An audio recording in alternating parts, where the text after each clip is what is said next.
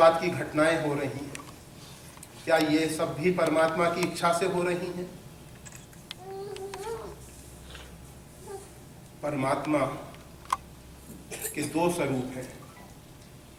परमात्मा निर्गुण निराकार रूप में सत्ता और शक्ति प्रदान करता है, और सगुण साकार रूप में परित्रणाय साधूनाम विनाशाय च दुष्कृता। परमात्मा के दो स्वरूप।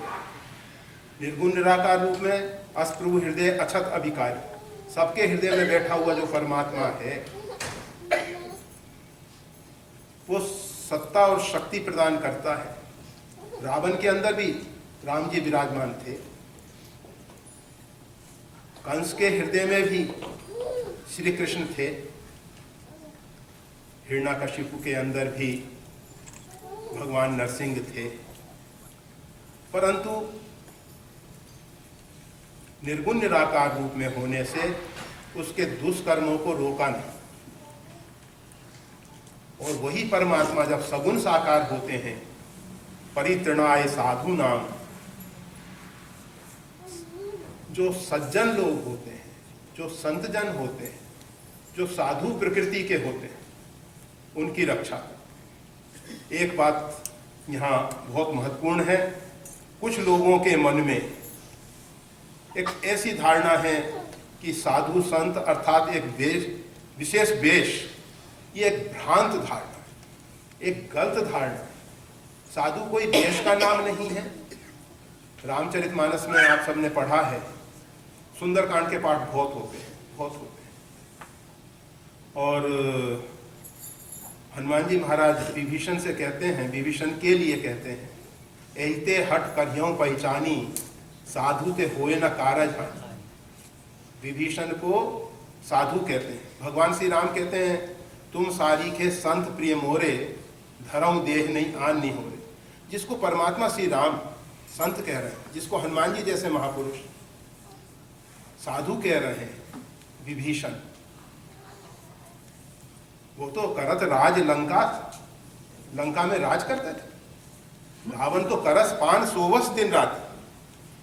रावण जो है मदरा पान करके ऐश आराम में मस्त पड़ा रहता, उसको राजकाज की कोई चिंता नहीं। रावण ने स्वयं कहा है कि विभीषण जो है लंका में करत राज लंका। तो विभीषण जो है राजकार्य करते हुए सपत्नी, उनकी पत्नी शर्मा है, उनकी बेटी भी है। ऐसा नहीं कि पत्नी है रामकृष्ण परमहंस जैसे, शारदा देवी जैसे, पत्नी के साथ साथ संतान भी है। और वो संत है, वो संत है। तो परमात्मा का जो भूमंडल पे अवतार होता है, परमात्मा जो सगुण साकार रूप में आते हैं, परित्रणाय साधु, जो सज्जन है, जो संत जन हैं, जो साधु प्रकृति के लोग हैं, उनकी रक्षा के लिए आते हैं। और परमात्मा का भूमंडल पे अवतार का कोई कारण नहीं है। ये जो कहते हैं विनाशाय च दुष्कृताम, उस विषय में जरा समझ लेना चाहिए। सूर्य उदय हुआ है, अंधकार अपने आप नष्ट हो गया।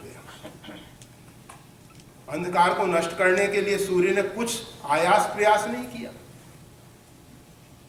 राम बाण रवि उये जानकी, तम बरूद कह जात भान। राम जी का जो बाण है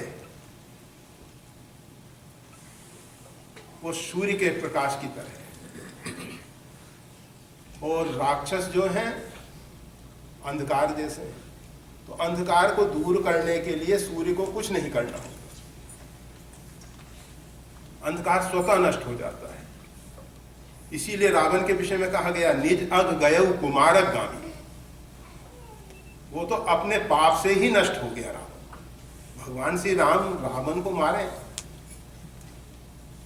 हाँ, लीला भगवान की बड़ी विचित्र, अति विचित्र रघुपति चरित्र जान ही परम सुजान। भगवान का चरित्र इतना विचित्र है, इतना विचित्र है, इसको साधारण नहीं समझ सकते। इसको तो परम ज्ञानवान जो हैं वो ही जानते हैं। और जो अतिमंद मोहबस, जो अत्यंत मोह में फंसे हुए जीव हैं, वो पता नहीं परमात्मा के विषय में कैसी कैसी कल्पनाएं करते। यहां तक देखा जाता है भगवान शंकर की अर्धांगिनी मां सती भगवान श्री राम के वनवासी स्वरूप को देख के, वनवासी राम जो हैं सीता जी के विरह में सीता जी को खोजते हुए, हे खग मृग हे मधुकर श्रेणी तुम देखी सीता मृग नैनी, विलाप करते हुए नजर आए। उनको मोह हो गया, उनको मोह हो गया। तो साधारण जीव की क्या गिनती है। तो परमात्मा का जो अवतार है वो संतों के लिए होता है। और परमात्मा जो है जब हमारे अंदर सगुण साकार रूप में विराजमान होते हैं तो हमारे दुष्कृतों को रोकते हैं। जिम बालक राखई महतारी, जिस प्रकार से माँ अपने बच्चे को देखती है कि बच्चा छोटा है, अबोध है, सर्प को पकड़ना चाह रहा है, कोई घातक हथियार पड़ा हुआ है उसको उठाने की चेष्टा कर रहा है, छड़ी इत्यादि चाकू इत्यादि को पकड़ने की कोशिश कर रहा है, माता उसको रोक देती। इसी प्रकार से परमात्मा जो है जब सगुण साकार रूप में होते हैं तो उनके जो आश्रित जीव हैं, परमात्मा सगुण साकार संत जनों के लिए होते हैं। जब हमारे अंदर संतत्व पैदा होगा, हमारे अंदर सज्जनता आएगी, हमारे अंदर साधुता आएगी, तो हमको परमात्मा का संरक्षण प्राप्त होता है। फिर हम गलत जगह कदम उठाएंगे तो परमात्मा रोक देंगे, और अगर हम सही कार्य करेंगे तो परमात्मा पुरस्कृत करेंगे, उसको प्रोत्साहित करेंगे, उसका सुखद परिणाम हमारे जीवन में देखने को मिलेगा। तो ये जो भगवान त्रिभुवन गुरु जो है हम सबको जीने की कला सिखाते हैं, जीवन की कला सिखाते हैं। हमारे अंदर जो सुषुप्त शक्ति पड़ी हुई है, आदि शक्ति भगवती जगदम्बा, उसको जागरण के लिए रास्ते बताते हैं। वैसे तो बहुत से उपाय हैं, बहुत से उपाय हैं। योगी जो हैं, योग की जो हठ योग की जो क्रियाएं हैं उनके माध्यम से इस चिति शक्ति को जागृत कर लेते हैं। और विचार मार्ग वाले ज्ञान की जो भूमिकाएं हैं उनके द्वारा,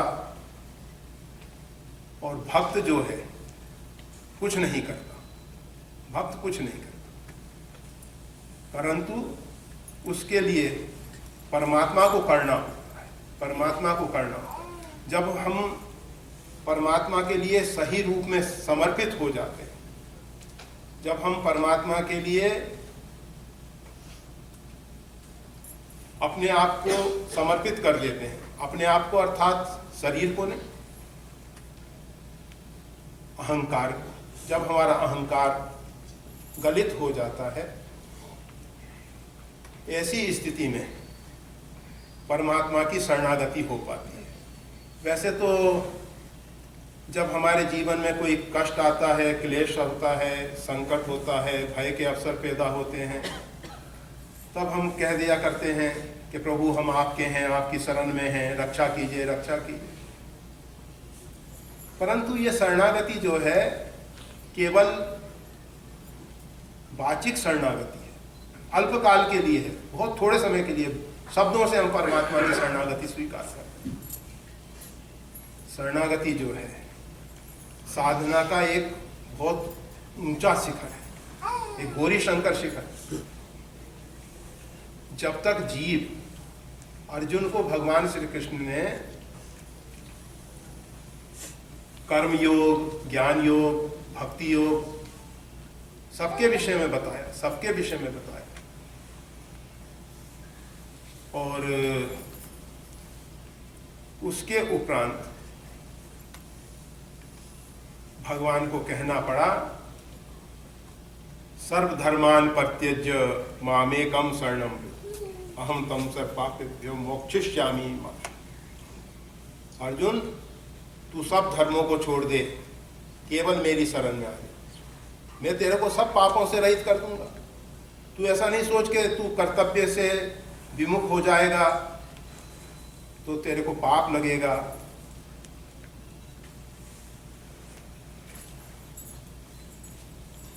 ये एक बहुत ऊंची कक्षा है, बहुत ऊंचा स्तर है। जब वैसे अर्जुन प्रारंभ में ही कहता है, शिष्यस्ते हम साधी माम त्वाम प्रपन्नम, मैं आपका शिष्य हूँ, मैं आपकी प्रपत्ति स्वीकार करता हूँ। प्रपत्ति वो पहले ही स्वीकार कर चुका था, पहले ही वो शरणागति की बात कर रहा था। तो भगवान श्री कृष्ण को ये क्यों कहना पड़ा, सर्वधर्मान परित्यज्य मामेकम शरणम? सीधा सा अर्थ है, उस समय तक शरणागति नहीं थी, उस समय तक शरणागति नहीं। जब शरणागति हो गई तो फिर कुछ करने को शेष नहीं रहा। जब तक हम परमात्मा के शरणापन्न नहीं हैं, तब तक हमको ज्ञान, कर्म, उपासना सब कुछ करना, सब कुछ करना। और जब हमारे जीवन में शरणागति आ जाती है, फिर तो हम तो एक यंत्र होते हैं और परमात्मा हमको संचालित करता है। परमात्मा की इच्छाओं के अनुरूप हम चलते हैं। फिर हमारी स्वतंत्र इच्छा नहीं रहती, हम उस समय कर्ता नहीं होते हैं। कर्म होता है परंतु हम कर्ता नहीं होते हैं। हमारे अंदर से जो मूढ़ भाव है, मूढ़ात्मा कर्ता हमिति मने, ये जो हमारी मूर्खता है कि हम कर्ता हैं, ये भाव निकल जाता है। फिर परमात्मा का खेल चलता रहता है। ये सारी सृष्टि परमात्मा के संकल्प में स्थित है। और हम आपको पहले भी बता रहे थे कि वृक्षों का जो विकास होता हुए आप देख रहे हैं, ये सहज हो रहा है, क्योंकि इनकी स्वतंत्र इच्छा नहीं। अगर व्यक्ति अपनी स्वतंत्र इच्छाओं को समाप्त कर दे,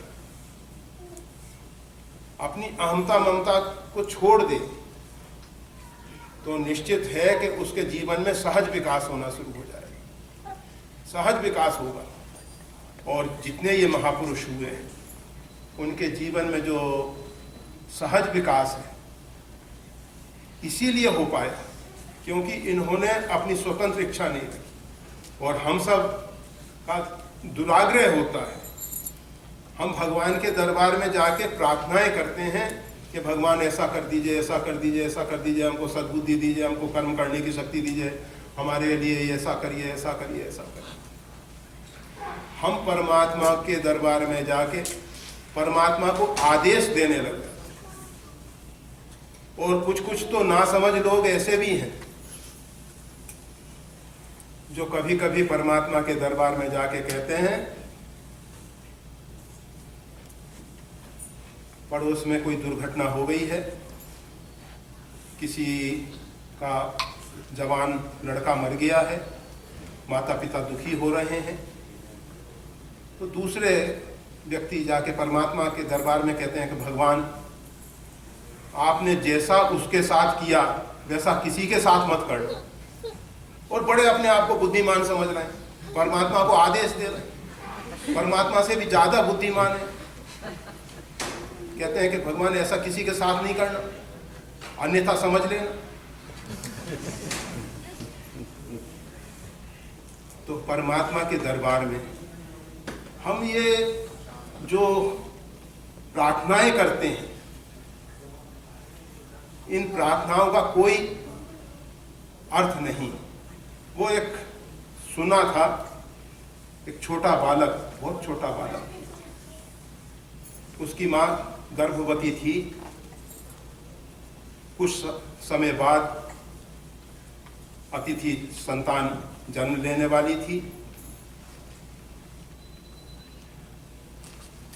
माँ अपने बेटे से कहती थी कि बेटा,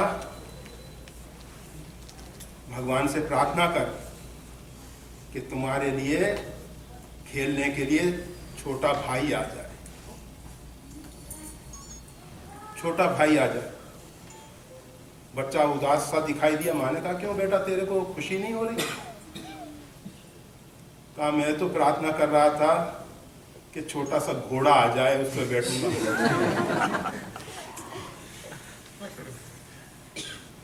हमारी प्रार्थनाएं उन बच्चों की तरह हैं। हम नहीं समझते हैं कि क्या परमात्मा से प्रार्थना करनी चाहिए, क्या परमात्मा से निवेदन करना चाहिए। इसीलिए हमारे यहाँ विशेषकर रामानंदी संतों में प्रातःकाल की जो स्तुति होती है उसमें भय प्रगट कृपाला दीन दयाला कौशल्या हितकर, भगवान के प्राकट्य की लीला का गान किया जाता है। उसमें भगवान से कुछ दूसरा निवेदन नहीं किया जाता कि भगवान ऐसा करो। अरे भगवान तो बहुत बहुत ऊंचे स्तर में हैं, हम तो बिल्कुल अभी निम्न स्तर में हैं, और हम परमात्मा से क्या निवेदन करेंगे?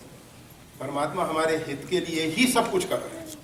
एक दृढ़ निश्चय रखना चाहिए कि परमात्मा का प्रत्येक विधान हमारे लिए कल्याणकारी, प्रत्येक विधान हमारे लिए कल्याणकारी। ये सार्वभौम सृष्टि में परमात्मा किसी का अहित अमंगल करते ही नहीं, करते ही नहीं।